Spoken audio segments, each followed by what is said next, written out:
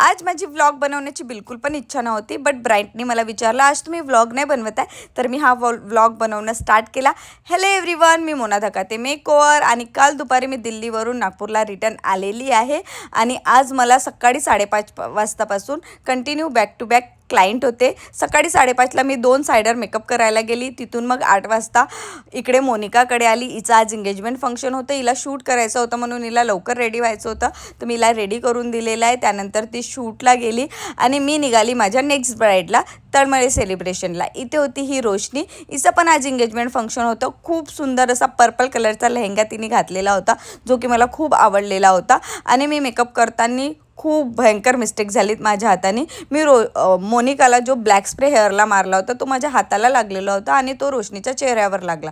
तर हे मिस्टेक तर आम्हाला खूप चांगल्या पद्धतीने हाईड करता येते, क्लिअर करता येते. तर ते मी क्लीन करून दिलेलं तिला आणि तिचा पूर्ण ड्रॅपिंग वॅपिंग करून पूर्ण लुक रेडी करून दिलेला. आणि पाहुणे तिचे गावचे असल्यामुळे त्यांना थोडा लेट होतं, तर हिला आम्ही ग्लॉस वगैरे राहून पूर्णपणे रेडी करून दिलं.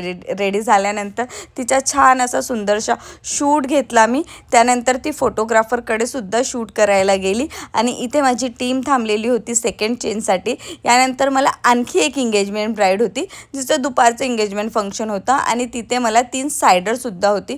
तर हिचा व्हिडिओज वगैरे घेऊन मी निघाली माझ्या नेक्स्ट ब्राईडकडे. आणि तिथे ब्राईडसोबत सायडर असल्यामुळे मला व्हिडिओ घ्यायला काही वेळ मिळाला नाही, तर आम्ही थोडासा ब्राईडचा व्हिडिओ घेतलेला आहे. तर ह्या आहे आजच्या माझ्या 3 एंगेजमेंट ब्राईड. तिघांचाही मेकअप तुम्हाला कसं वाटला कमेंटला नक्की सांगा. आणि माझी क्लास चालू होणार आहे, त्याच्या डिटेल्ससाठी लवकरात लवकर कॉन्टॅक्ट करा.